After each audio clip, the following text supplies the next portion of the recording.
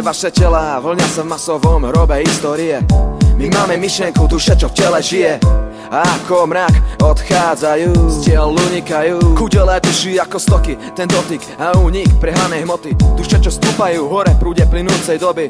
Doby, kedy telo sa stáva symbolom krásy. Krásne vlasy, nežné hlasy, no krásy len povrchnej, ktorá pritom ako kliatba zaklína podstatu citu tej osobnej strany, ostrej hrany duše, ktorú schovávajú ľudia v sebe, tváre pretvárajú, nohy to nejde, ani nepôjde, v očiach i to vidím, že chcú byť iní, za všetko môže vyviť nový sny tejto spoločnosti a krásy, zrodenej závislosti, ktorú cítite aj vy. A ja, a v ktorej si aj ty. Duša tá je poklad. Duša tá je poklad.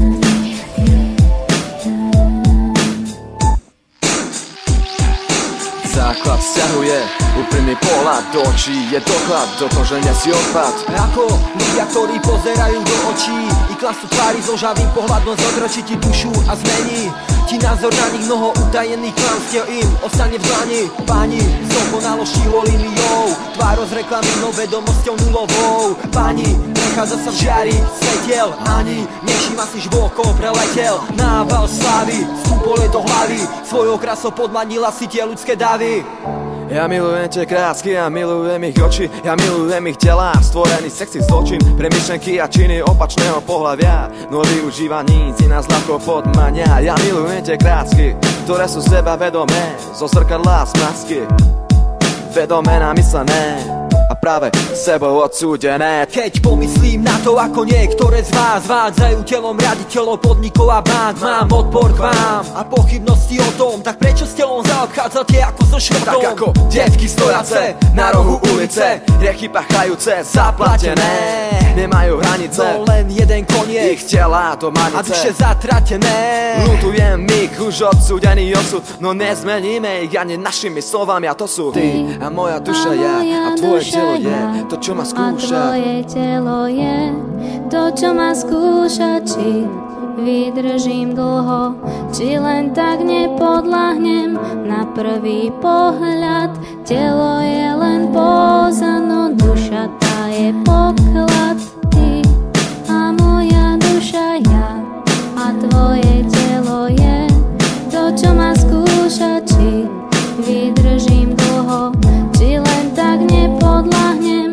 Na prvý pohľad telo je len póza, no duša tá je poklad. Vedomí sme si všetci, že duša v nás žije, je večná, nekonečná nádej, telo ju kryje, je svedomím našim, je stále pri nás, pocitom zvláštnym, je vnútorný hlas, jas. Hĺbke duše ožiari našu povahu, ukáže v nás dobra či zla prevahu, jas. Hĺbke duše ako rengenové lúče, vychádzajúce zo srdca vnútra duše, sú večné, stojace v rade a bezmenné, ich možnosti pre vtelenia nevyčistiteľné, ubúdania života časom plynulým, pre duše stane sa životom minulým bude aj nasledujúci, budúci. Ani potom neutíchne hlas, ten nás nejúci, ticho znejúci hlas, ktorý je stále pri nás, večný, nekonečný je čas, ktorý beží. Náleží telo každému, aké má, nezáleží však na pleti. Má takú, akú má. A čo zdá sa vám, že tmavá je tá, čo iná neskrýva, má dušu ako každá pleť. A každé telo zvláštny pocitov sieť a srdca ľudského rozdielu teda niet, len vrava každého zaujatého, povyšujúceho, nevedomého a prekladceho človeka, ktorého nechápeme a nikdy na ten dôvod jeho konania neprídeme. Ide o to, akú má určitá osoba, postavu a či tvár, aniela podoba. Počúvaj svoje srdce, ukáže ti ten správny smer. Čo duša či telo, máš na výber.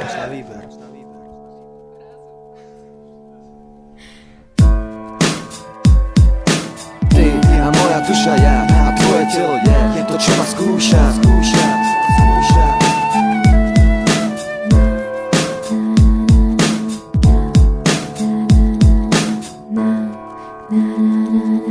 Na